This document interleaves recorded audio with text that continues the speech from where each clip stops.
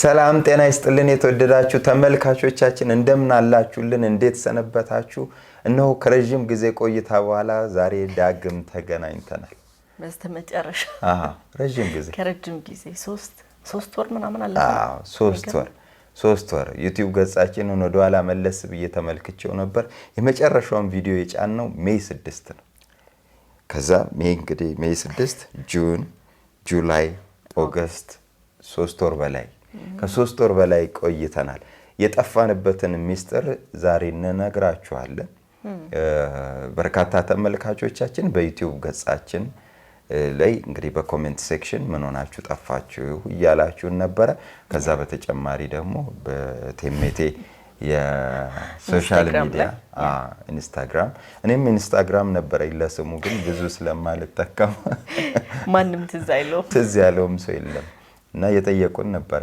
የጠየቁ ነበር በርግጥ ያው እንዳልከው እኔ ሶሻል ሚዲያ ላይ የሚያዩን ሰዎች ከሀገር እንዳወጣን አብዛኞቹ ያውቃሉ ነገር ግን ደግሞ ዩቲዩብ ላይ ተሰሩት የነበሩት ነገር አሪፍ ነበር ለምን አቆማችሁት ምናምን ይያሉ የጠየቁኝ ሰዎች ነበሩ ያው እንዳልኩትኝ ባጭሩ መለስኩትኝ የጠፋንበት ምክንያት ምንድነው ከሀገር ወጥተን ነው ቻይና ነው ያለን ማን ነው ኩባ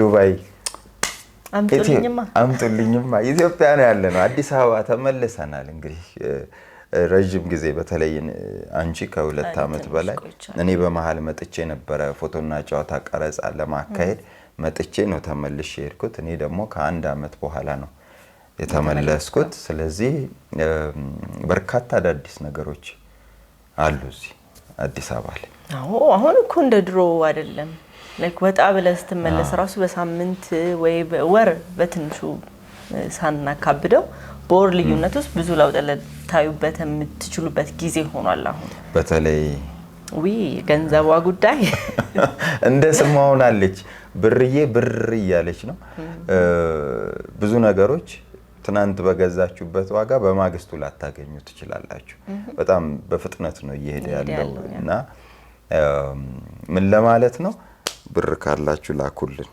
ጨረስ 3 ባጭሩ ምን ዛሬ ለዛ ነው 3 በልተን ጨረስናትና ያዝናትን እኔም ይመስለው እውነት ለመናገር ስለሱ ስናወራ መተን አንተን ያስገባት ያንቺ ናት እኔ ናት እሺ ለማንኛውም ተመልካቾቻችን እንግዲህ የሆኑ ጉዳዮች እንጫወታለን ዛሬ አይደለም ያው ከረጅም ጊዜ በኋላም ስለተመለስኩኝ ከዛ ደግሞ ልጆች ይዤ ምናምን ነው ይዘን ነው የተመለስነው ብቻሽን አስመሰልሽው እንዴ እኔ ተጄ ነው ያል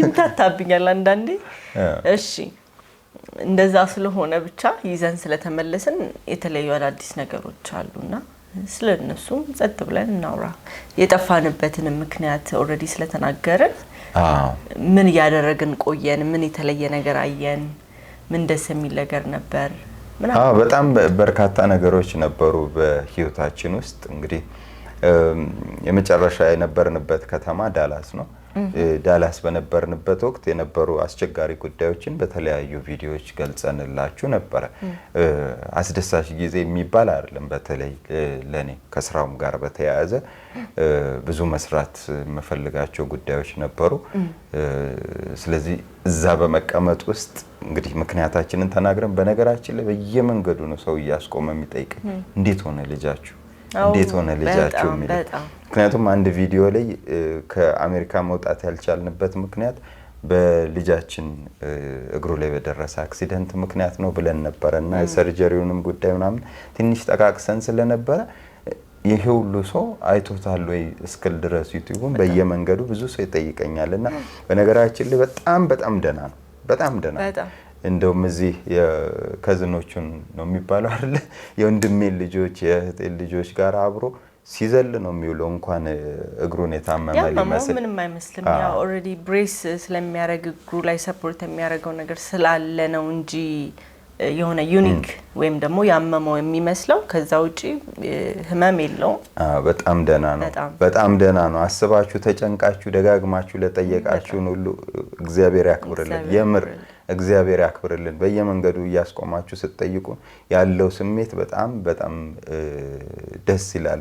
ይሄ ሁሉ ቤተሰብ ይሄ ሁሉ ዘመድ አለን ወይ እንድንል ነው ያደረገንና እሱን ያነሳውበት ምክንያት ያው በልጃችን ምክንያት ከዳላስ መውጣት አልቻልንም ነበረ ሰርጀሪ ስለነበረው። ስለዚህ አስደሳች ጊዜ አልነበረም በተለይ ለኔ። አሁን ይኸው እየቦረቅኩ ነው፣ ሄዳለሁኝ፣ በዚህ ታጠፋለሁኝ፣ በየቦታው ዞራለሁኝ። ወደ ስራም እየገባው ነው፣ ዱብ ዱብ እያልኩኝ ነው። የረፍት ጊዜ አብቅቶ አሁን ወደ ስራ እየገባን ስለሆነ በጣም አስደሳች ነገሮች ይጠብቋችኋል ከፊት ለፊት። አዲስ አበባ ላይ በተለይ አሁን ስመለስ ቀድሞ የነበረውን ስቱዲዮአችንን መቀየር ነበረብንና ስቱዲዮ ለመቀየር ደፋ ቀና እያልን እኔ የሚገርም ሰፋ ያለ ስቱዲዮ አለኝ እናና ተከራይ የምትሉ ካላችሁ በዚህ አጋጣሚ እየዞርን ተቸግረናል። በእውነት በጣም ፒያሳ 4 ኪሎ አካባቢ ነው እንግዲህ ስቱዲዮአችን እስከዛሬ የሚኖር ነው የምታስታውሱት ነው። 6 ኪሎ 4 ኪሎ ፒያሳ ትንሽ ራቅ ነው ደንበል አካባቢ ነው ኦፊሶቻችን በዚህ ዙሪያ ነበሩና በዚህ ዙሪያ ህንጻ ያላችሁ ሰፋ ያለ ለስቱዲዮ የሚሆን ቦታ ያላችሁ ወዳጆች ካላችሁ በዚህ አጋጣሚ call እሺ ባለ ከለምልሞች ተዛለ አሳስ እንጂ አሳስ እንደዛ ነው። እስቲ ደውሉልን አገኙን። እንግዲህ ለማንኛውም ኮሜንት ሴክሽን ላይ ያሳውቁን።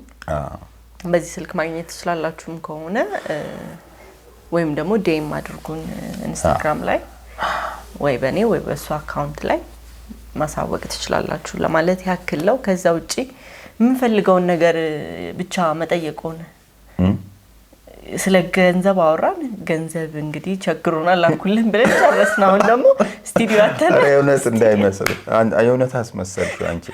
አረ እግዚአብሔር ይመስገን ነው አገላለጻችን የሆነ ነገር ልንናገር ይመጣር አይደለም። እንደውም ገንዘብን በተመለከተ 100 ሺህ ብሮች በስጦታ ልንሰጥ እኛም ራሱ ደፋ ቀና እያልን ጋሻና ጦር የሚባል በጣም አዝናኝ ልዩ የመዝናኛ ዝግጅት ከዚህ ቀደም ማስታወቂያውን ለቀንላችሁ ነበር። አሁን ለሰብስክራይበሮቻችን በስጦታ የሚሆኑ በርካታ 100 ሺህ ብሮች አዘጋጅተናል። ከነሱ 100 ሺህ ብሮች መካከል አንዱ እንደሚደርሰኝ ተስፋ አረጋለሁ። 100 ሺህ ብሮች እስቲ ውትና እንመለስ ማስታወቂያውን። ከዛ በኋላ ወደ አዘጋጀችልኝ ነገር እንሻገራለን። ለየት ያለ ነገር አዘጋጅቻለሁ ያለች ነው። ምንድነው አብረን ሆነን የምናየው ነው። ለማንኛውም የጋሻና ጦርን ማስታወቂያ እንመልከትና እንመለሳለን። ይሄ ጋሻና ጦር የተሰኘው ፕሮግራማችን በቅርቡ ሞቅ ደመቅ አድርገን የምንጀምረው ልዩ የመዝናኛ ዝግጅታችን ነው። በርካታ ክፍሎችን ቀርጸን ጨርሰናል። ኤዲቲንግ ላይ ነው ያለነው። ስለዚህ በቅርቡ ለየት ያለ ነገር ይኖራል። ስለዚህ እንዳጠፉብን በቤተሰብነታችሁ ቀጥሉ፣ ሰብስክራይብ ማድረጋችሁን ቀጥሉ እያልን ማስታወቂያውን አይተን እንመለስ። እነሆ በርካታ 100 ሺህ ብር። አዎ የዝግጅት ክፍላችን እናንተ ተመልካቾቻችንን ለማመስገን በርካታ 100 ሺህ ብሮች በስጦታ አዘጋጅቷል። እናም የመጀመሪያው 100 ሺህ ብር ይገባናል ያሉ 6 ሰብስክራይበሮቻችን እዚህ ስቱዲዮአችን ተገኝተዋል። እያንዳንዳቸው 100 ሺህ ብሩን ለምን ጉዳይ እንደሚፈልጉት በመግለጽ ይህ 100 ሺህ ብር ለኔ ይገባኛል ሲሉ ይሞግታሉ። ብሩ የሚያስፈልገኝ ሲስተር ትምህርቷን እንድትቀጥል ፈልጋለሁ። ያለ አባት ያደግኩትን እያንዳንዱን ህመም ልጄ ላይ መድገም አልፈልግም። ነገር ግን 100 ሺህ ብሩን መውሰድ የሚችለው አንድ አሸናፊ ብቻ ነው። አሸናፊውን ደግሞ ከመካከላቸው መምረጥ የሚችሉት ራሳቸው ተወዳዳሪዎቹ ናቸው። እዚህ ውድድር ላይ ይሄን 100 ሺህ ብር መውሰድ አለበት ብላችሁ የምታስቡት ሰው ማን ነው? በመካከላቸው ገላጋይ ዳኛ የለም። ራሳቸው ዳኛ፣ ራሳቸው ተወዳዳሪ ናቸው። ከሁሉ አስቀድሞ ግና 100 ሺህ ብሩ በፍጹም አይገባውም የሚሉትን ሰው ከመካከላቸው መርጠው ማባረር ይኖርባቸዋል። በዚህ ውድድር ዛሬ አንድ ሰው ቀንሰን ነው የምንለያይ። በዚሁ መሰረት ከዚህ ውድድር መባረር አለበት ብላችሁ ያሰባችሁትን አንድ ሰው ትነግሩኛላችሁ። እዚህ ጋር ግን አንድ ለየት ያለ ጥልፍልፎሽ አለ። መባረርን የፈራ ተወዳዳሪ ከ100 ሺህ ብሩ ላይ ቀንሶ ጋሻ በመግዛት ራሱን መከላከል ይችላል። 10,000 ብር አውጥተህ ይሄንን ጋሻ ገዝተህ ራስን ትከላከላለህ ወይንስ እንዲያባረሩ ትፈቅዳለህ? ጦር የሚገዛ ተወዳዳሪ ደግሞ የማይፈልገውን ሰው መርጦ የማባረር መብትን ያገኛል። እርማችሁን አውጡ። ጦር የደረሰው ሰው ጦሩን መጠቀም እፈልጋለሁ ብሎ ገዝቷል። ፈታኙ ጉዳይ ያለው እዚህ ላይ ነው። ራሳቸውን ለማዳን ሲሉ የተሰጣቸውን 100,000 ብር በጋሻና ጦር ግዢ ቆነጣጥረው ይጨርሱታል ወይስ በፍጹም ሳይሸራርፉት እስከ መጨረሻው ድረስ አቆይተው ለሚገባው ሰው ይሸልሙታል? ራስን ማስቀደም ወይም ለሌሎች ቅድሚያ መስጠት። ጋሻና ጦር ልዩ የመዝናኛ ዝግጅት። ቀጣዩ 100,000 ብር ይገባኛል ካሉ ዛሬውኑ ይመዝገቡ። ጋሻና ጦር በቅርብ ቀን። እንግዲህ ተመልካቾቻችን ማስታወቂያውን አይታችሁ ተመልሰናል። በጣም ሞቅ የሚያጓጓ ምናምን ነገር እንደሆነ ምንም ጥርጥር የለውም። ትክክል። ነገር ግን እናንተም እዚህ ውድድር ላይ መሳተፍ እንደምትችሉ ያው ገልጸናል። ስለዚህ መሳተፍ እንችላለን፣ ይሄ 100,000 ብር ለኔ የሚገባኛል ለምትሉ ሰዎች ካላችሁ እባካችሁን አግኙን። መመዝገብ ጀምረናል። ትክክል። ለቀጣዩ ማለት ነው። ትክክል። በ100,000 ብር የመሞላው የህይወት ክፍተት አለ፣ ቀዳዳ አለ፣ ወይንም ደግሞ እንዲህ አይነት ችግሬን መቅረፍ እፈልጋለሁ በ100,000 ብር ውስጥ የምትሉ ካላችሁ መመዝገብ ትችላላችሁ። ኑና እንግዲህ ተወዳደሩ። እንዳያችሁት ማስታወቂያው ላይ ገላጋይ ዳኛ የለም። ራሳችሁ ተወዳዳሪ፣ ራሳችሁ ዳኛ ሆናችሁ ሽልማቱን የምታገኙበት ልዩ የሶሻል ኤክስፐሪመንት ወይንም ደግሞ የማህበረሰባዊ ሙከራ ዝግጅታችን ነው። ለሱ እንግዲህ ተዘጋጁ በደንብ።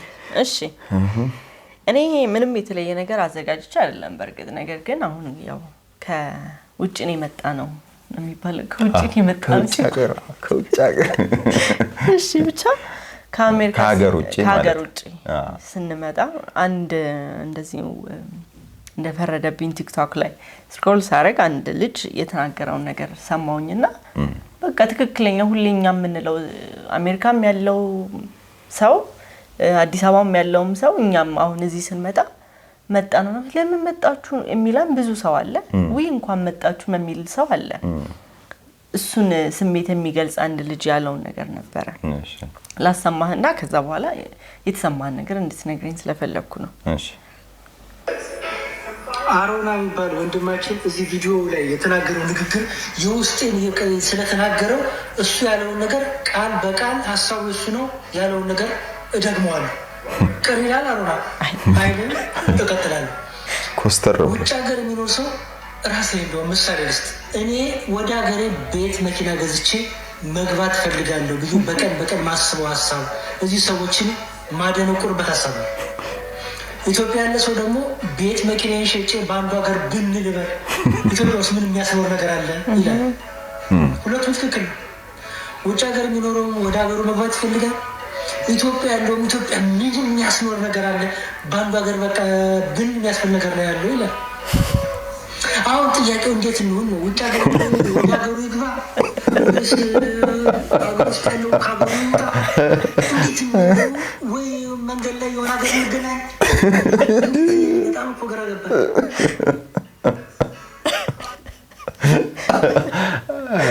ደስ ይላል። በጣም ነው የወደድኩት። ወይ መንገድ ላይ የሆነ ሀገር ላይ እንገናኝ። አዎ ትክክለኛ አባባል ነው። እኔ ስል ሰምተሽኝ አታውቂ? እንደው እግዚአብሔርስ ምን ይለን ይሆን እንላለን። ምክንያቱም ስንሄድ ማነው እዚህ ሆነን ከሀገር ስለመውጣት ብዙዎቻችን እንመኛለን። በነገራችን ላይ ባለቀለም ህልሞች ቁጥር 1 ፊልም ሙሉ ለሙሉ የሚያወራው ስለዚህ ጉዳይ ነው። ከሀገር መውጣት ላይ ነው።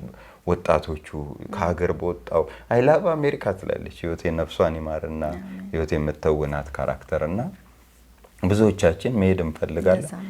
ከዛ ደግሞ እዛ ደርሰን ስናየው ደግሞ አብዛኛው ሰው ደግሞ ወደዚህ መመለስ ይፈልጋል። እንደው አንድ ቀን ተሳክቶልኝ ወደ ሀገሬ ተመልሼ ነው የሚለው እና ኤግዛክትሊ እሱ በቀን ሁሌ እንዳልኩ ነው። አሁን እኛም እዚህ ልንመጣም ነው ብለንም ስናስብም የተቆጣን ሰው አለ። ከዛ ሆኖ ማለት ነው እንዴት በዚህ ጊዜ በዚህ ሰዓት ወደዛ ተመለሳላችሁ ያለህም አለ። እዚህም ሆነው ደግሞ እንዴት ትመጣላችሁ አሜሪካን ምናምን ትታችሁ ምናምን ይልሃል ሰውና የቱ ጋር እንገናኝ ያለው ነገር እውነት ነው። በእንትኑ ብቻ እኮ አይደለም ህዝቡ ብቻ እኮ አይደለም እኔ ራሴ ሳስበው እዛም መሆን የምፈልግበት ብዙ ምክንያቶች አሉኝ፣ እዚህ መሆን የምፈልግባቸው ብዙ ምክንያቶች አሉኝ። ሶ መሀል ላይ የት ሀገር እንኑር? እውነት ነው።